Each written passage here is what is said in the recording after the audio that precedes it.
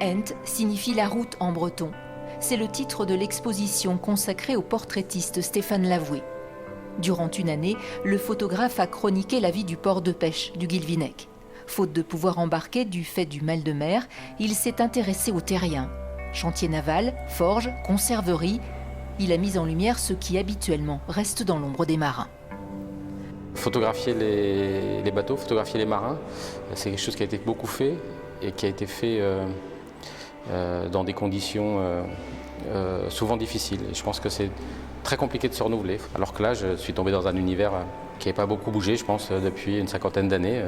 Et j'ai pu, à ma guise, déplacer mes modèles dans les endroits qui m'intéressaient et créer un univers un peu hors du temps.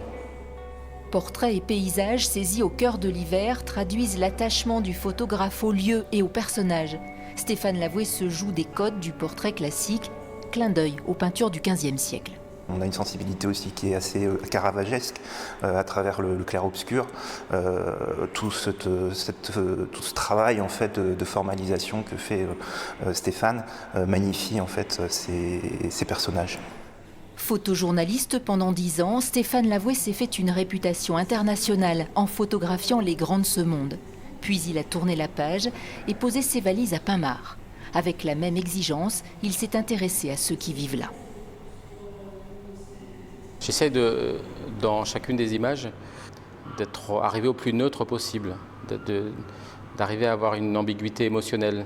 C'est-à-dire que mes modèles ne sont ni souriants, ni complètement tristes.